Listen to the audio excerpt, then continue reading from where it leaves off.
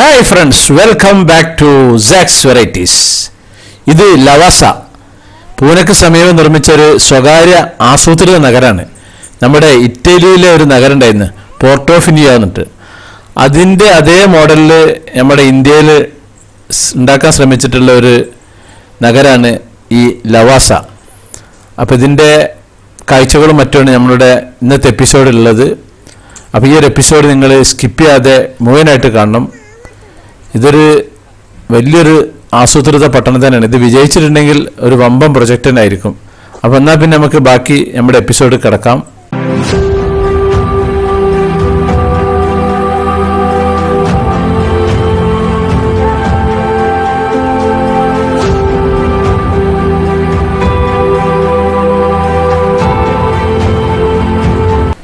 ഇതാണ് ലവാസിൻ്റെ മെയിൻ ഭാഗം.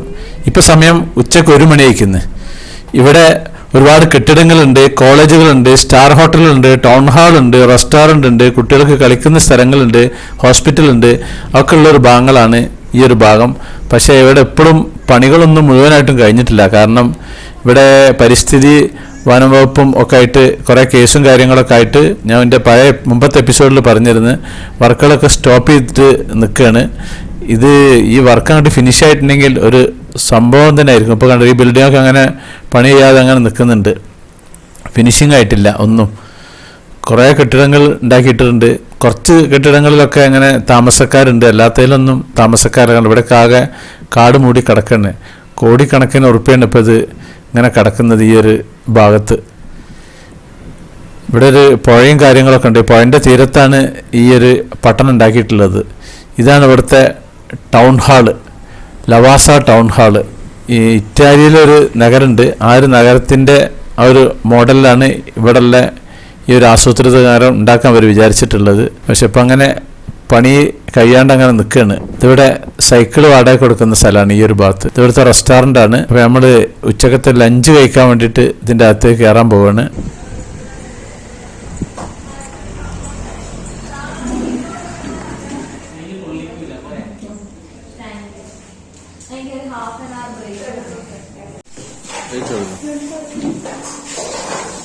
ഓർഡർ കൊടുത്തിട്ടുണ്ട്. ചിക്കൻ 65 ഉണ്ട്, പിന്നെ നൂഡിൽസ് ഉണ്ട്, പിന്നെ നമ്മുടെ ഫ്രൈഡ് റൈസ്. ഇതാണ് നമ്മൾ ഓർഡർ കൊടുത്ത്. മോള് ഇങ്ങനെ കുറച്ചിങ്ങനെ ഭക്ഷണത്തിനുള്ള ഇങ്ങനെ അങ്ങോട്ടും ഇങ്ങോട്ടായി കളിക്കുകയാണ്. അങ്ങോട്ട് പോരാ, അത്ര വലിയ ടേസ്റ്റ് ഒന്നുമില്ല. കാരണം ഒന്നാമത് ഇവിടെ അധികം ജനങ്ങളും താമസക്കാരൊന്നും ഇല്ലല്ലോ.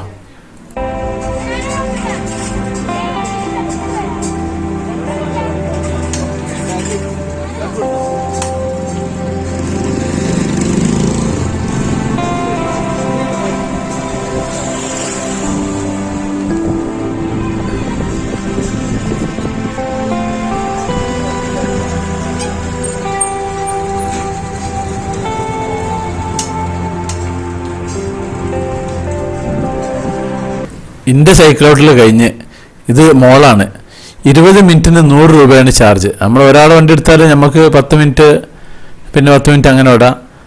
ഇത് പോകുന്ന സ്ഥലം നമുക്ക് ഓർമ്മ വേണം, പോയിട്ട് തിരിച്ചെത്താൻ. ഒരു കണക്കിന് ഇവിടെ ഈ സൈക്കിള് വാടകയ്ക്ക് നല്ലതാണ് എൻ്റെ അഭിപ്രായത്തിൽ. കാരണം ഒരുപാട് ദൂരമുണ്ട്, കറങ്ങി കാണാൻ സൈക്കിളിലാണ് ഏറ്റവും നല്ലത്. കുതിരയും അങ്ങനത്തെ വേറെ കാര്യങ്ങളൊന്നും ഇല്ല. ഇത് വലിയ മോനും മോളുമാണ്. നമ്മുടെ ചെറിയ മോനുണ്ട്, അവന് കുറേ നേരത്തെ പോയത്, അവൻ്റെ യാതൊരു വിവരമില്ല. അവൻ ഒറ്റക്കാണ്ട് പോയിട്ട് കുറേ അപ്പോൾ എത്തിക്കുന്നു തോന്നണോ. അങ്ങോട്ട് തിരിച്ചെത്താനൊക്കെ പറഞ്ഞിട്ടുണ്ട്, സമയമാകുമ്പോഴത്തേക്ക് തിരിച്ചെത്തുന്നതായിരിക്കുന്നു. നല്ല പ്രകൃതി രമണീയമായ സ്ഥലമാണ്.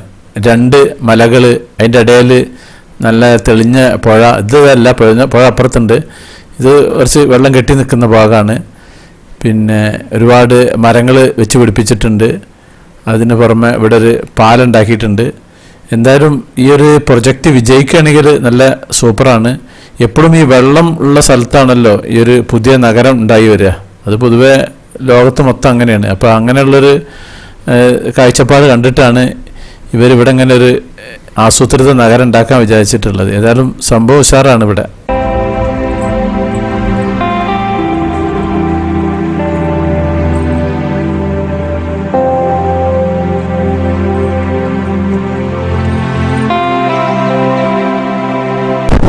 ഈ ലവാസൻ്റെ ഈ ഒരു ഭാഗത്ത് ഇതിനുള്ളിലൂടെ ഇങ്ങനെ കുറേ റോഡുകളുണ്ട്. കാരണം പല സ്ഥാപനങ്ങളിലല്ലേ, ഹോസ്പിറ്റലുണ്ട്, കോളേജുണ്ട്, പിന്നെ സ്കൂളുകളുണ്ട്, താമസക്കാർ ഏരിയകളുണ്ട്. ഇതിനൊക്കെ വേണ്ടിയിട്ട് കണക്റ്റായിട്ട് റോഡുകളുണ്ട്. ഇവിടെ ഒരു കോളേജുണ്ട്. കോളേജ് കുറച്ച് മലയാളി പിന്നെ ബോയ്സിനും ഗേൾസിനെ കണ്ടിരുന്നു. ഇവിടെ ഇപ്പോൾ ആകെ ഒരു വർക്കിംഗ് ഉള്ളത് അത് മാത്രമേ ഉള്ളത്. അപ്പോൾ അവർ പറഞ്ഞ ഇവിടെ ഒരു ഹോസ്റ്റലും കാര്യങ്ങളൊക്കെ അവർക്കുണ്ട്. പിന്നെ നേരത്തെ നമ്മൾ ഭക്ഷണം കഴിച്ച ആ ഒരു കടയും പിന്നെ അങ്ങനത്തെ ചെറിയ കടകളൊക്കെ ഉള്ളത്. ഈ ഒരു പ്രൊജക്റ്റ് വിജയിക്കുകയാണെങ്കിൽ സംഭവം നല്ല സൂപ്പറാണ്. കാരണം ഇവിടെ വീക്കെൻഡിലൊക്കെ ആൾക്കാർക്ക് വന്നിട്ട് നിൽക്കാൻ പറ്റിയൊരു സ്ഥലമാണ്. പക്ഷെ ഇവിടെ അങ്ങനെ ആളുകൾ താമസമില്ല, ഇതൊന്നും വിജയിച്ചിട്ടില്ല. കണ്ടമാനം കോടിക്കണക്കിന് ഉറുപ്പിയാണ് ഇപ്പോൾ ഇതിങ്ങനെ കിടക്കുന്നുണ്ടല്ലോ. ഈ ബിൽഡിങ്ങൊക്കെ അങ്ങനെ ഫിനിഷാകാതെ അങ്ങനെ കിടക്കുകയാണ്.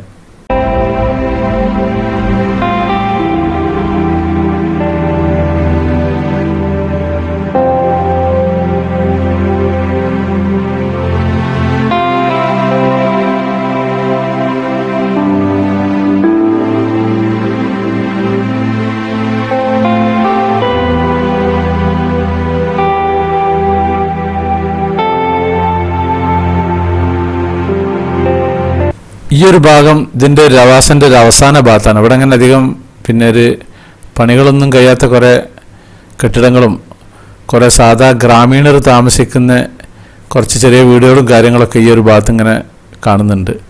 ഇതിൻ്റെ ഒരു എൻഡ് ഭാഗമായിട്ടാണ് തോന്നുന്നത് ഈ ഒരു ഭാഗം. ഇവിടെ ഒരു വലിയൊരു പിന്നെ ഒരു ഹാളുണ്ട്, ലവാസ ഇൻ്റർനാഷണൽ കൺവെൻഷൻ സെൻറ്റർ. വല്ല കല്യാണമോ പരിപാടി എന്തെങ്കിലുമൊക്കെ മീറ്റിങ്ങും കാര്യങ്ങളൊക്കെ ഉണ്ടാക്കാൻ വേണ്ടിയിട്ടുള്ള ഒരു ഹാളാണ്. അതൊക്കെ അങ്ങനെ ഇപ്പോൾ അങ്ങനെ വെറുതെ കിടക്കുകയാണ്. ഇതൊക്കെ വിജയിച്ചിട്ടുണ്ടെങ്കിൽ നല്ലൊരു സംഭവമായിരിക്കും. 100 ചതുരശ്ര കിലോമീറ്ററിലാണ് ഈ ഒരു ഏരിയ നിൽക്കുന്നത്. സമുദ്രനിരപ്പിൽ നിന്ന് ഉയർന്നു നിൽക്കുന്നതുകൊണ്ട് ഇവിടെ അധിക സമയത്തും തണുപ്പും കാര്യങ്ങളൊക്കെയാണ്. പിന്നെ വെള്ളത്തിന് യാതൊരു ക്ഷാമോ കാര്യങ്ങളൊന്നുമില്ല. ഈ പൂനെയിൽ നിന്ന് ഇങ്ങോട്ടേക്ക് ഏകദേശം 60 കിലോമീറ്റർ ദൂരമുള്ളൂ ഇങ്ങോട്ടേക്ക്. ശരിക്കും ഇത് വിജയിച്ചിട്ടുണ്ടെങ്കിൽ ഞാൻ നേരത്തെ പറഞ്ഞ പോലെ ഇവിടെ ഒരു വീക്കെൻഡിലൊക്കെ ആൾക്കാർക്ക് വന്നിട്ട് ഇവിടെ കുറേ പിന്നെ കുട്ടികളുടെ പാർക്കും കാര്യങ്ങളൊക്കെ ഉണ്ടെങ്കിൽ ഒക്കെ നല്ല അടിപൊളിയാവും. കണ്ടമാനം ഫ്ലാറ്റുകളൊക്കെ ഉണ്ടാക്കിയിടുകയാണെങ്കിൽ ഒരുപാട് താമസക്കാരും കാര്യങ്ങളൊക്കെ ഉണ്ടാവും. കാരണം എന്താ വെച്ചാൽ 60 കിലോമീറ്റർ പൂനെ ടൗണിലേക്ക് ഓടിയെത്തുന്നുണ്ട്. അത്ര വലിയ വിഷയമുള്ള കാര്യമില്ല. ഏകദേശം ഒരു മണിക്കൂർ കൊണ്ട് ഓടിയെത്താം.